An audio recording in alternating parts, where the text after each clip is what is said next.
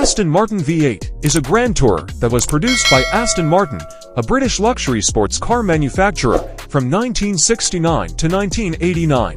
The V8 was a significant model for Aston Martin, as it was the company's first production car to feature a V8 engine.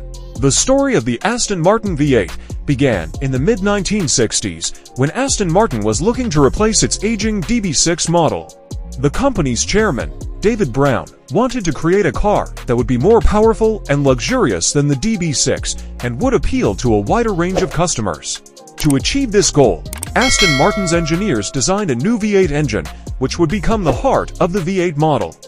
The engine was a 5.3-liter unit that produced 315 horsepower, making it one of the most powerful engines of its time. The V8 engine was paired with a 4-speed automatic transmission, and the car featured a rear-wheel drive layout. The V8 also had a number of innovative features, including a Dadian rear suspension and a limited slip differential. The Aston Martin V8 was launched at the 1969 Geneva Motor Show, and it was an instant success. The car's sleek and stylish design, combined with its powerful V8 engine, made it a favorite among luxury car buyers. Over the years, the Aston Martin V8 underwent a number of updates and improvements. In 1972, the company introduced a new Series 2 version of the V8, which featured a number of cosmetic changes and improvements to the car's suspension and brakes.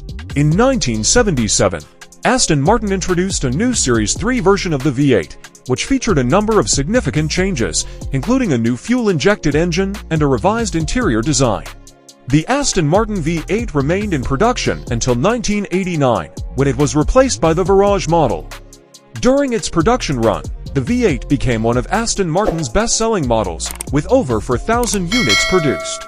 Today, the Aston Martin V8 is a highly sought-after collector's item, and it is prized by car enthusiasts for its powerful V8 engine, its sleek and stylish design, and its rich history.